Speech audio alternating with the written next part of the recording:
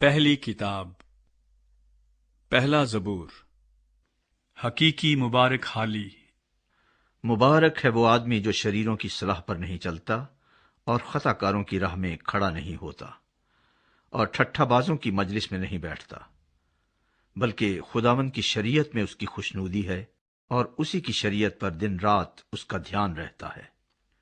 وہ اس درخت کی مانند ہوگا جو پانی کی ندیوں کے پاس لگایا گیا ہے، جو اپنے وقت پر پھلتا ہے اور جس کا پتا بھی نہیں مرجھاتا۔ سو جو کچھ وہ کرے بار بار ہوگا۔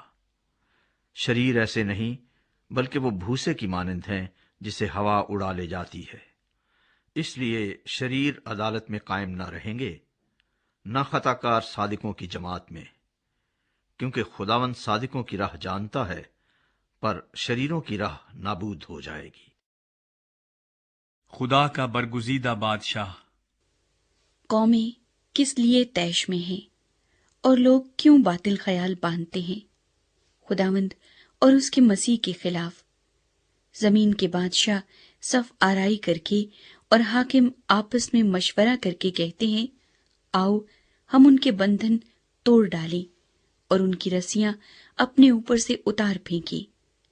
وہ جو آسمان پر تخت نشین ہے ہنسے گا، خداوند ان کا مضحکہ اڑائے گا۔ تب وہ اپنے غضب میں ان سے کلام کرے گا اور اپنی قہر شدید میں ان کو پریشان کر دے گا۔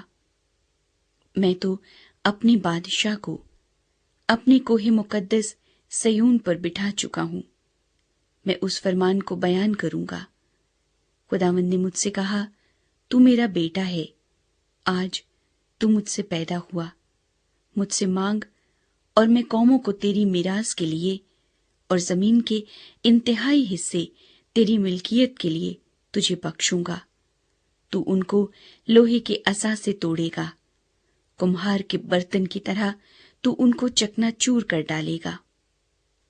پس اب اے بادشاہو دانش مند بنو، اے زمین کے عدالت کرنے والو تربیت پاؤ، ڈرتے ہوئے خداوند کی عبادت کرو، کانپتے ہوئے خوشی مناؤ، بیٹے کو چومو، ایسا نہ ہو کہ وہ قہر میں آئے اور تم راستے میں ہلاک ہو جاؤ، کیونکہ اس کا غضب جلد بھڑکنے کو ہے۔